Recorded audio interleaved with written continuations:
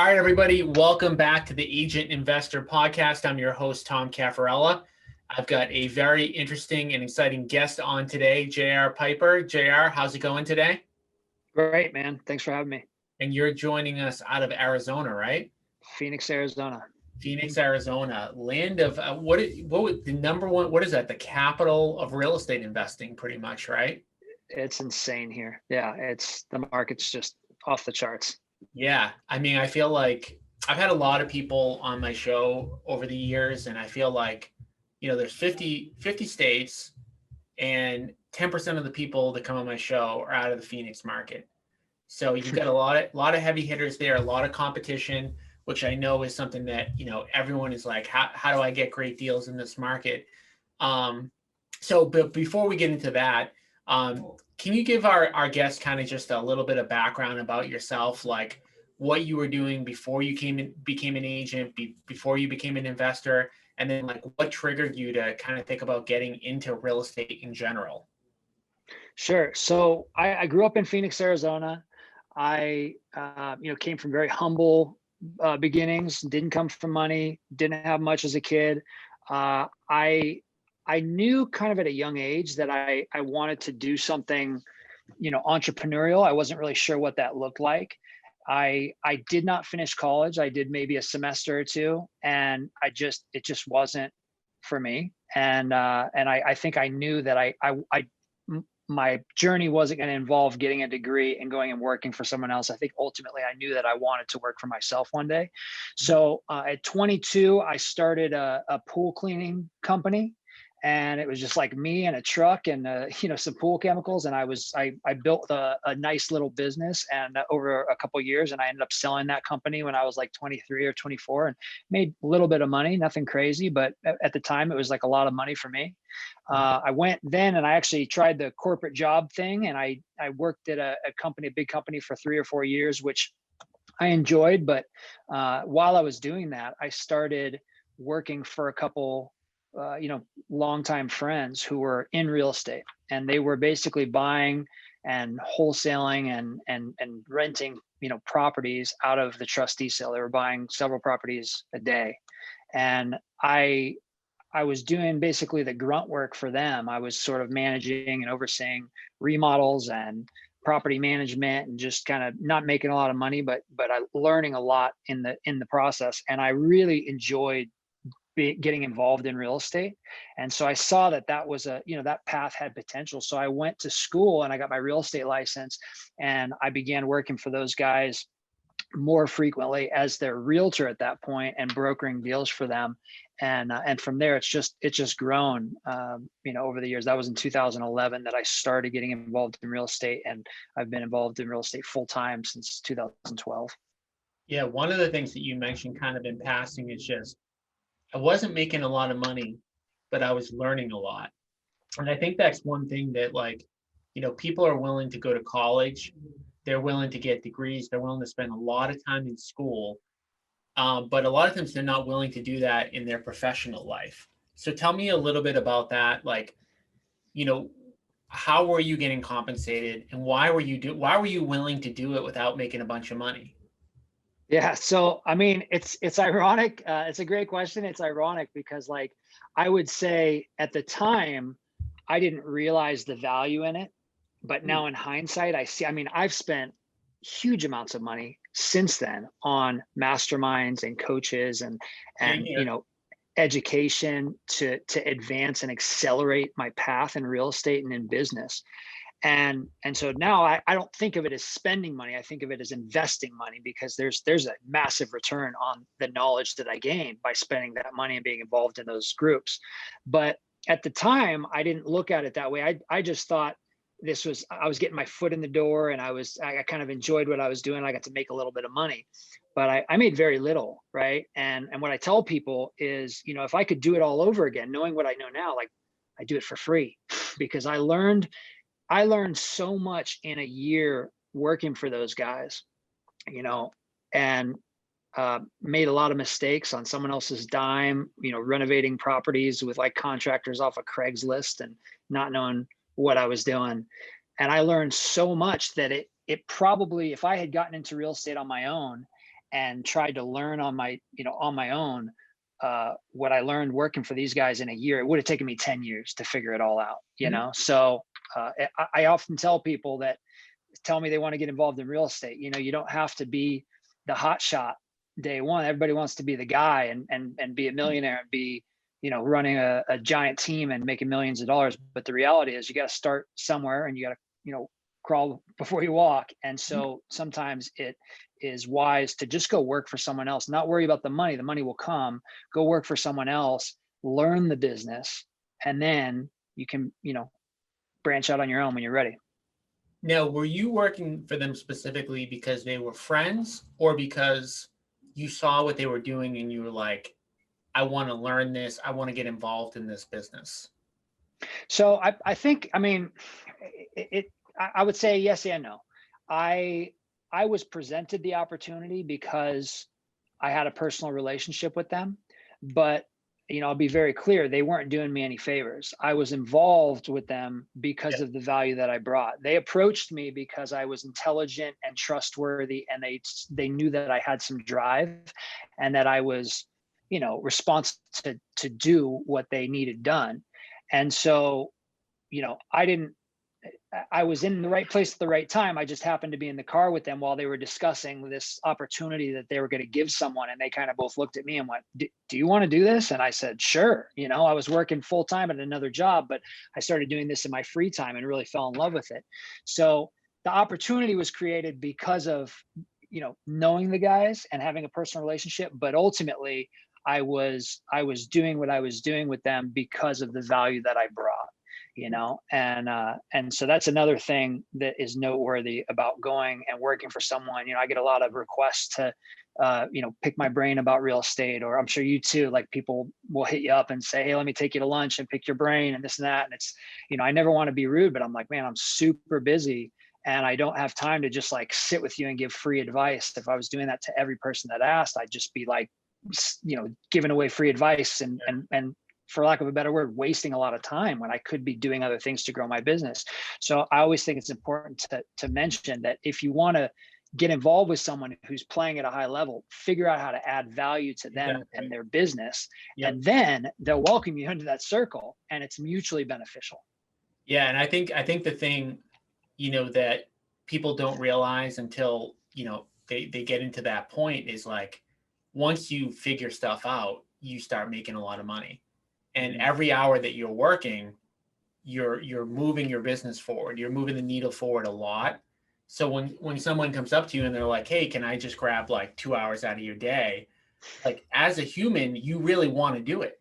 Like Yeah. you literally want to do it. But like you've got, you know, most people have families or they have, significant others or whatever. And you're already, if you're successful, you're already working a lot.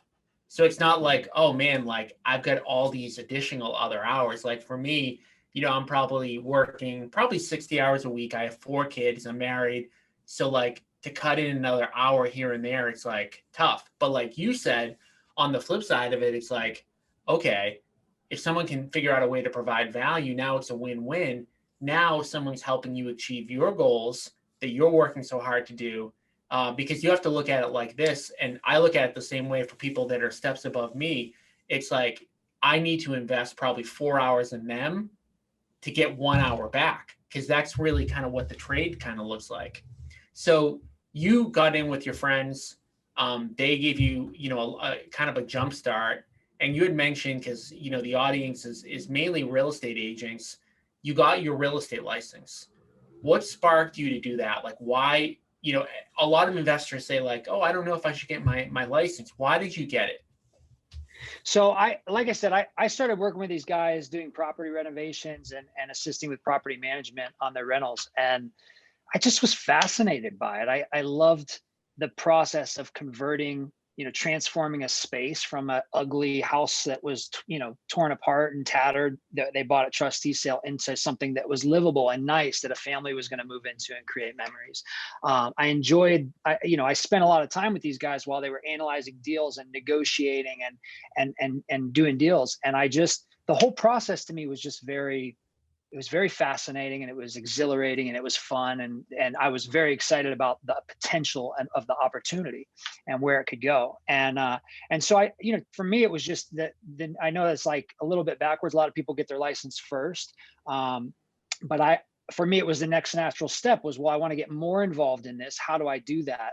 And so again, thinking from a perspective of how do I add more value to these guys' lives? Well, Yep. they were selling properties and they were paying realtors to list properties for them. So I'm thinking, well, I'm already in the door with these guys and they trust me and they see how good of a worker I am. I might as well get my license and be that guy. So I got my license and I started, being their exclusive agent and brokering deals for them. And at the same time, I branched out and started doing traditional sales with, just regular buyers and sellers and through friends and family and some marketing stuff here and there, and growing the realtor side of my business as well.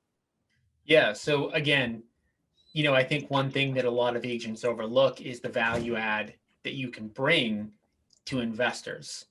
So you've got, and again, two franks, right? Two franks that you're kind of working with. So Yep. what value did you bring to them as an agent right out of the gate? And then what value did you continue to add, like as you got better as an agent? Yeah.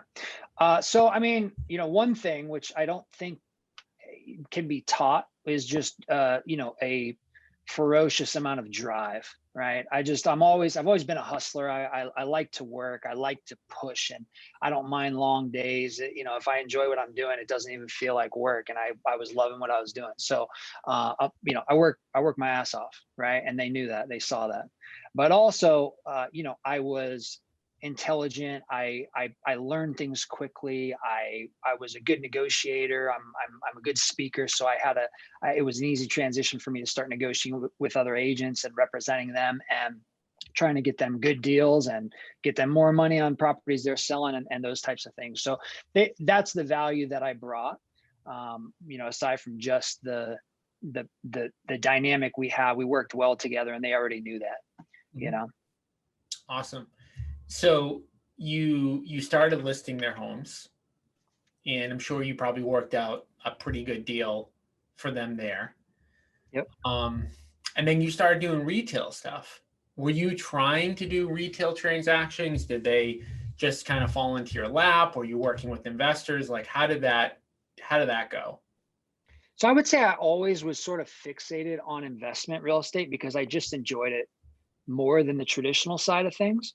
I was dead set on growing my revenue and my income and creating a future. So I was willing to do whatever it took to make money, obviously. But I always recognize that investors in the sale or the purchase of a home are extremely pragmatic. They don't get emotionally tied up in the property itself. It's just about the numbers and what are they netting and what makes the most sense. And there's not like an emotional tie to it. Whereas listing a home with a seller or, representing a buyer on a transaction, they tend to be far more emotional about the whole process, which can create some challenges along the way.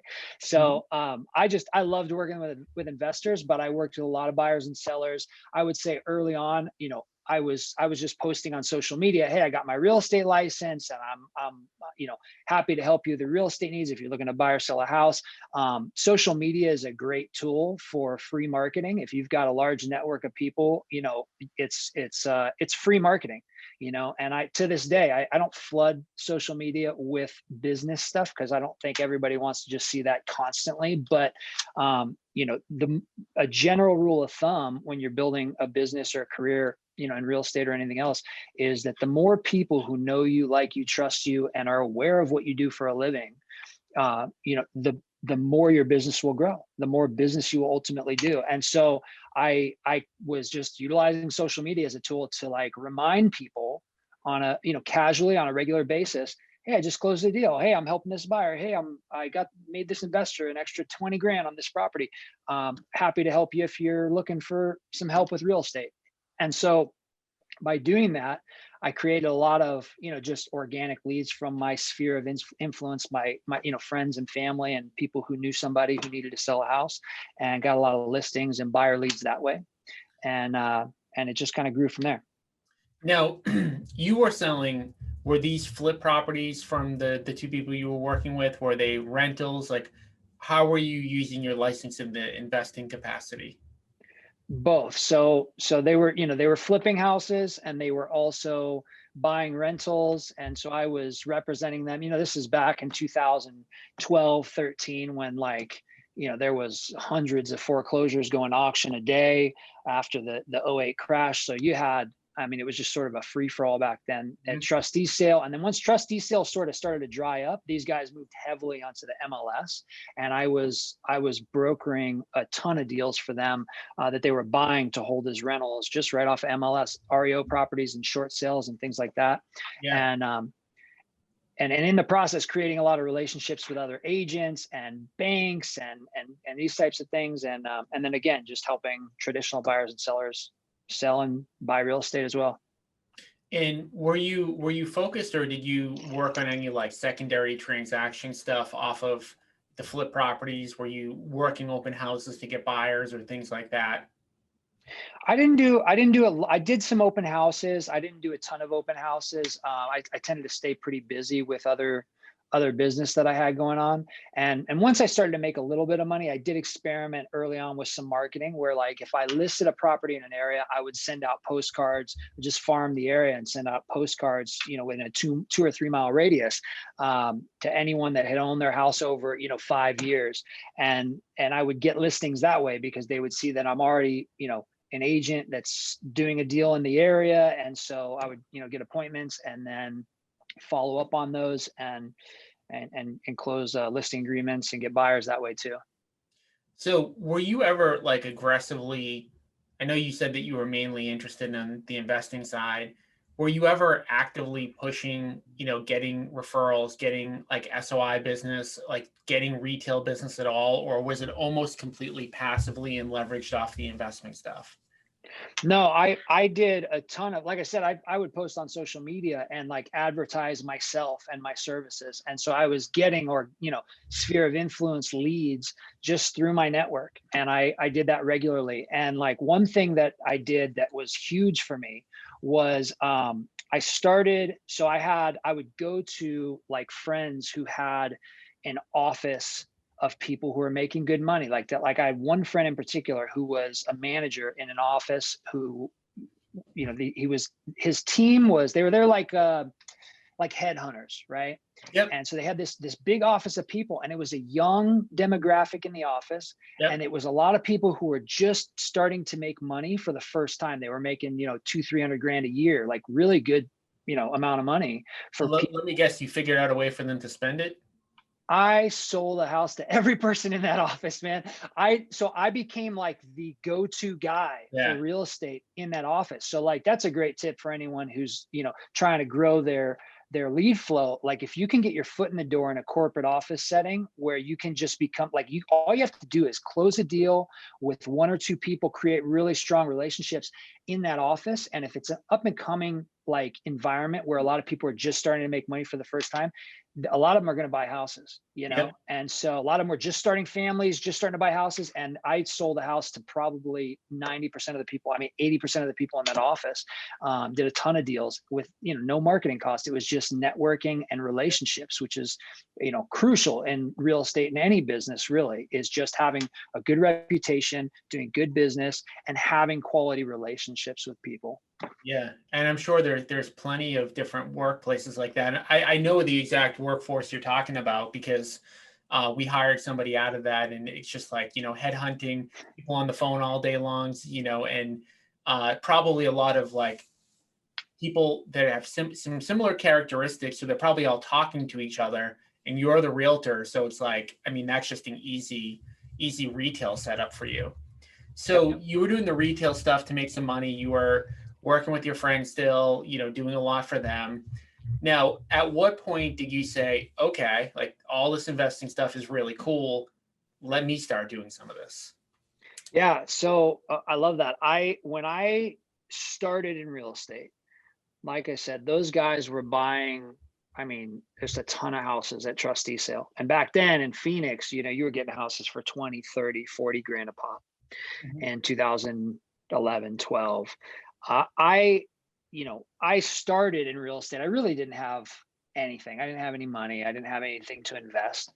And so, as I started to grow my real estate business and make commission income and one thing I'll say is just from day one, I've always had this mindset of living frugally, right? Mhm.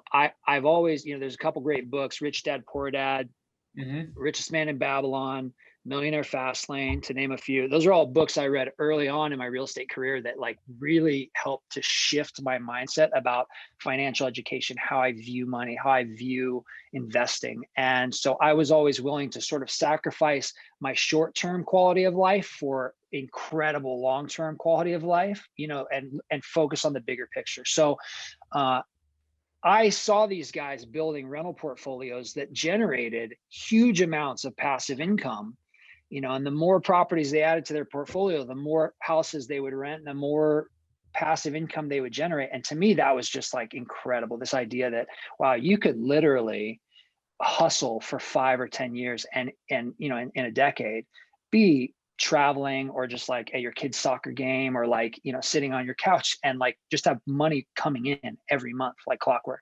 And so I from day one I wanted to own rental properties and build a portfolio and generate passive income.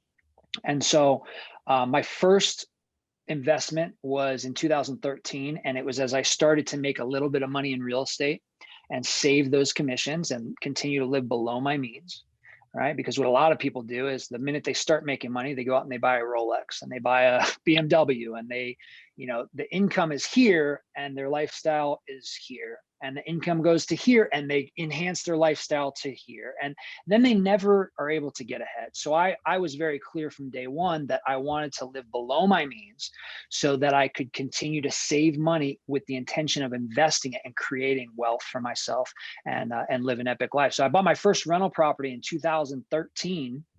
It was a house in where an area we call Maryville in Phoenix. I bought it for $53,500. I got a hard money loan. I think I had 10 or 12 grand to put down and like 10 or 12 grand to invest into the remodel. And that's all I had to my name at the time.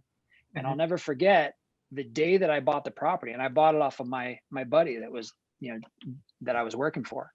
And the day that I signed the paperwork to buy that property, I knew that I was going to spend pretty much every cent that I had in the bank on the acquisition and the remodel to get this property rent ready. And I said, as I signed the papers, I said, well, I'm broke now. And he looked at me and without hesitation, he said, actually, you're richer than you've ever been. And I thought that was such a powerful moment for me because I realized the difference of perspective between spending money and investing money. And here I was thinking, I'm giving up all my liquidity, all my cash is Yeah. gone. But the reality is I just purchased an asset that's going to create revenue and Yep. in passive income, and it's worth more than what I paid for it. So even though I'm giving up my cash, on paper, my net worth just went up. And that's a very powerful thing, Yeah. Well, an I mean, introduction into investing. where cash is going nowadays, I don't even know if you want cash anymore. I mean, literally, Right. the way they're printing money, I mean, who knows? I mean, you have to have assets, because right now with the way the Federal Reserve is printing money and all that stuff, it's like everything's going to go up in value. I mean, Yep. it maybe not value, but price. In nominal terms, rents are going to go up, property values are going to go up, and nobody knows the future. But people ask me all the time. They're like, "Well, when is the market going to crash?" And like for me, it's like, well, we could have a really bad economy, but the numbers might not go down. That's the thing that I think that a lot of people aren't thinking about. Everyone thinks about a crash in terms of like numbers going down. Like, hey, a house was worth 300,000 and now it's worth like 200. Like what we saw, like you got into the industry around when I did. I got in a little earlier, but at the end of the day, we were both in it when it was at the very bottom, and things were a lot different then. And people are waiting for it to go back to that point, and Yeah. it's like, well, things have changed. Like the like what is going to cause like the next recession? What's going to cause all this stuff? It may not go down in nominal terms. People might not be able to afford houses as much as they did, but nominal terms it might still be up high. So you bought your first rental. You where did you go from there? Like, were you looking to just build more passive income? Like, since that was 2013, you said? That was 2013. And yeah, the vision from day one was like, I want to own as much real estate as I can. And part of that is just because I started with, watching these guys buy a bunch of rentals, and, their portfolios were generating 20 and $30,000 a month. And they were not involved in the property management. Like, they were detached from it. So, they were working, but I was it was clear to me, like, these guys could just go on vacation for 6 months, and their net worth would, and their income would just continue to roll in and increase. And that was phenomenal to me. So that was my vision, was I want to own as much real estate as I can. The other part of it is, if you look at any wealth, like in all the wealthiest people that I know, all the richest guys I know, they all invest in real estate. Real estate creates more millionaires than any other industry. And, a lot of people get rich in the tech industry, but even if you look at like tech guys and other entrepreneurs who didn't necessarily create their wealth from real estate, they all invest in real estate. Oh yeah. Everybody who has generational wealth invest in real estate. And so to me, it's like crazy when I see realtors who are working in the space on a daily basis, involved in real estate, have all the knowledge, all the tools right at their fingertips, and never buy property, and never invest in rentals, or do flips, or investment in real estate of any kind. So I started out wanting to build a massive rental portfolio, but I also, building a portfolio takes money, right? And time. And so there's got to be a transactional business that takes place in order to create the income and the cash that's needed to invest in these assets. So I also, just being around these guys, seeing how they analyze deals and did things, I also started to, like, I did my first fix and flip in 2014. And I would do like a wholesale deal here and there, where I would find a deal and I would partner with them and they would sell it, or we would work together on it. And I did that for a few years, in addition to my traditional business that I was continuing to grow and create income from. And it wasn't until I think about 2016 that I made a transition into real estate as an investor full time.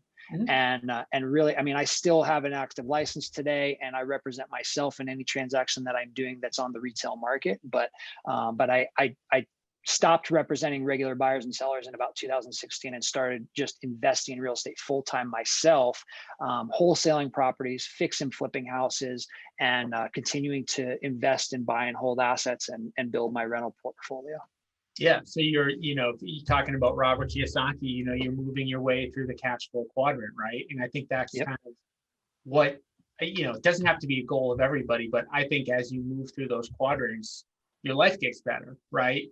You go from the E quadrant, you're an employee, you're working for somebody else.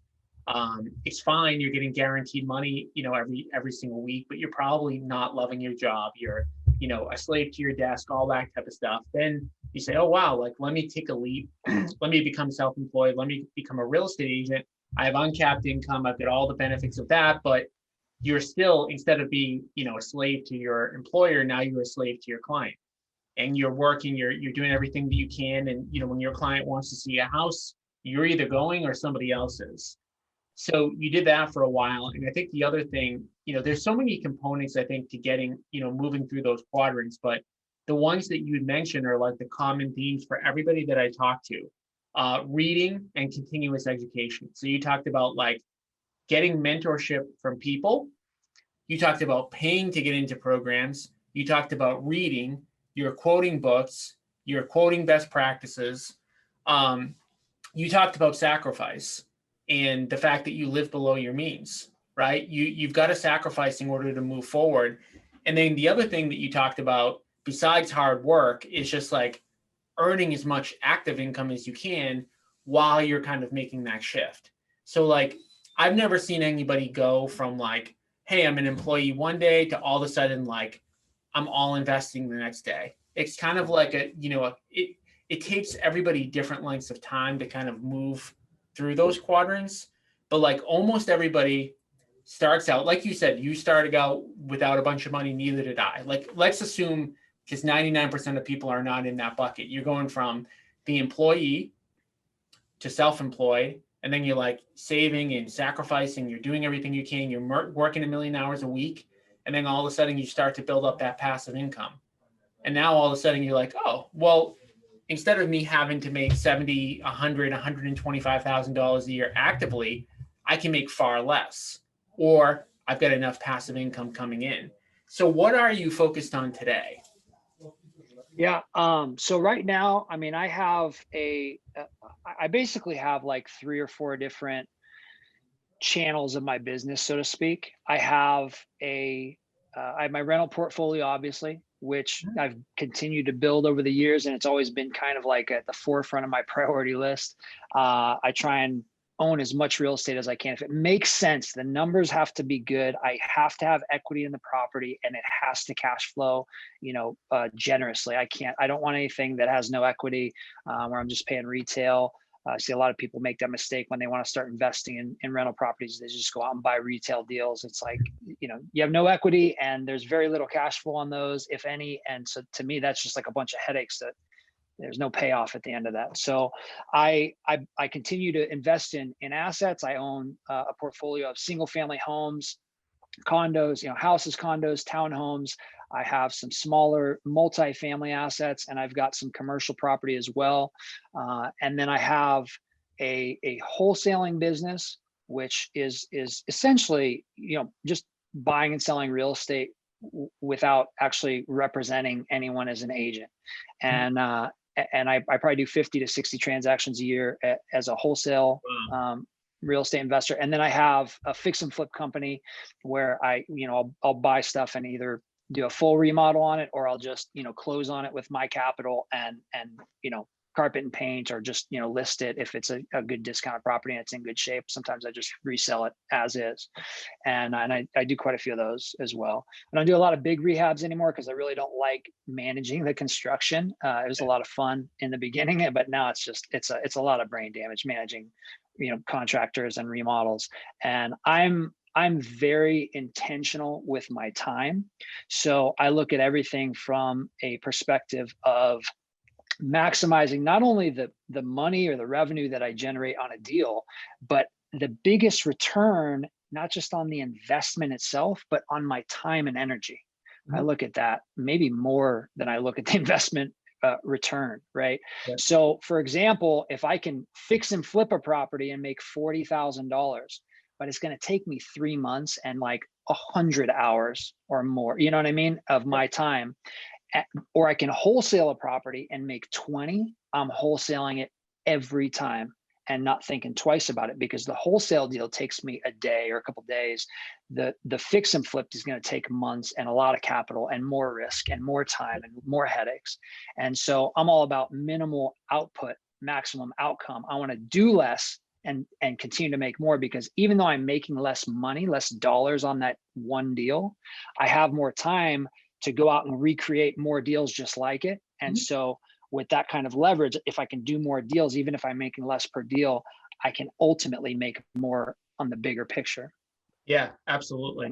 I think one thing, that a lot of agents struggle with, and I struggle with too, because I didn't have a construction background. And I know you didn't either to start, but you kind of at some point got it. But, you don't have to renovate these properties. I mean, you're doing mainly wholesale deals. You're doing 50 wholesale deals a year.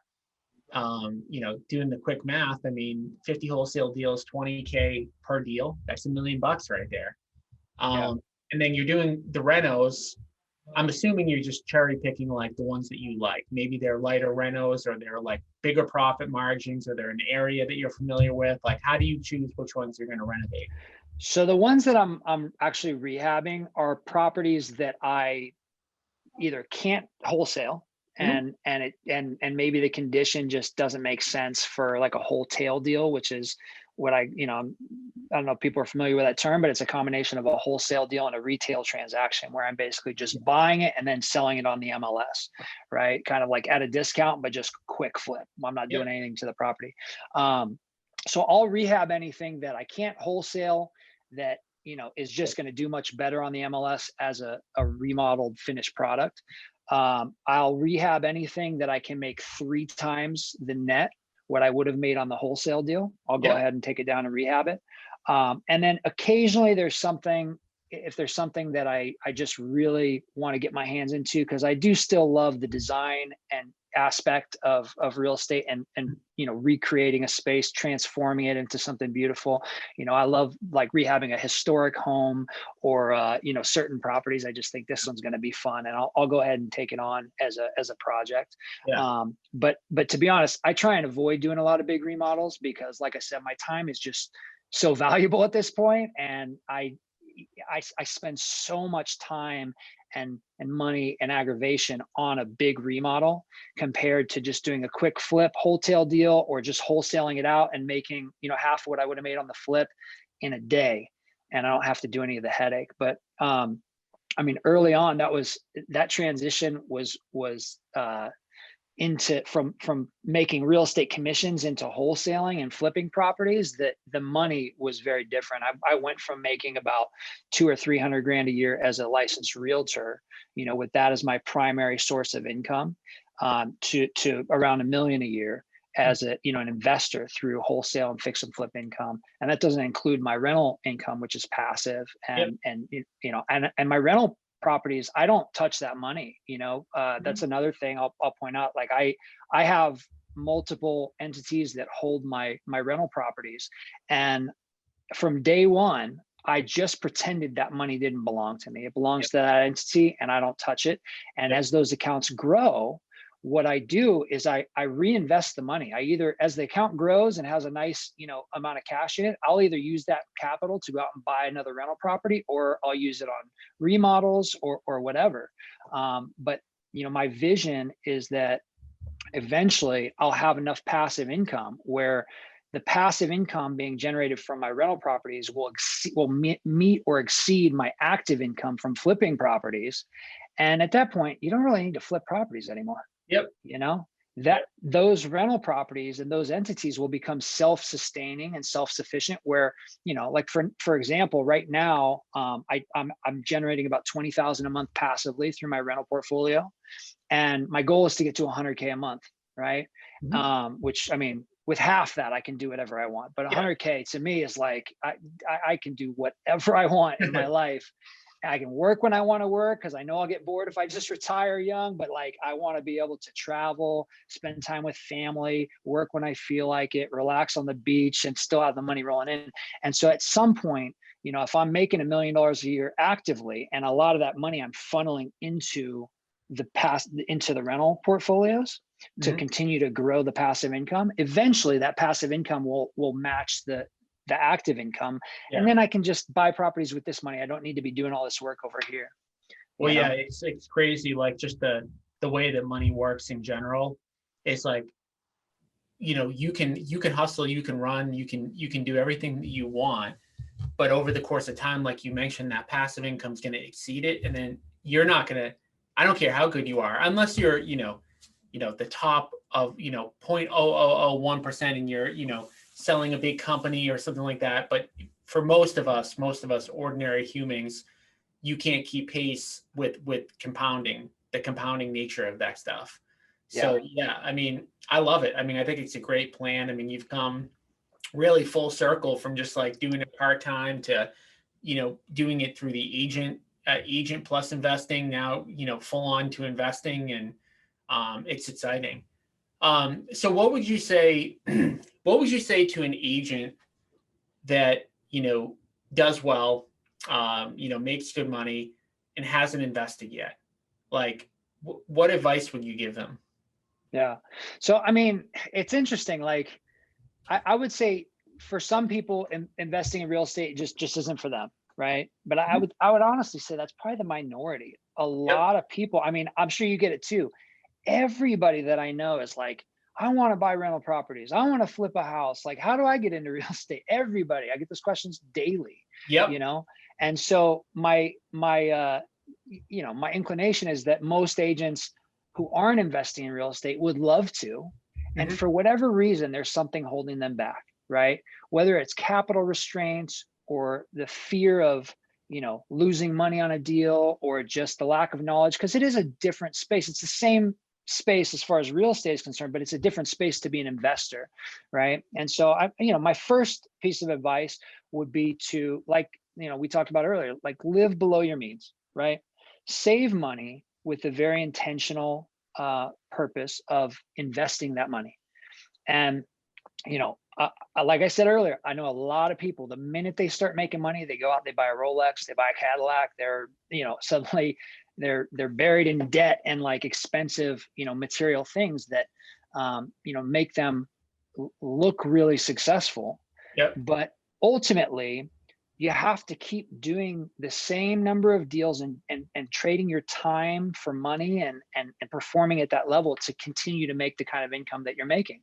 Whereas investing in income, or investing in assets that produce passive income, can actually buy back some of your time, create freedom for you, and not force you to have to work so much. So like me, I would rather be rich than look rich, right? I don't care about the fancy cars and things. I would rather, for years, early on when I started making money, I would go out and look at houses and, to buy as a primary residence. And every time I would just run the numbers in my head. I would go, because at the time I was renting a really modest 2-bedroom, 1-bath house for $800 a month. And it was like, I couldn't get a mortgage that cheap. Like, everything I looked at was going to cost more. Mm-hmm. And I would run the numbers in my head and I would go, well, I'd really love to own this house, but it's going to double my monthly nut. And I've got, now I've got all these other expenses. And every time I just said, you know what? I'm going to just buy another rental property.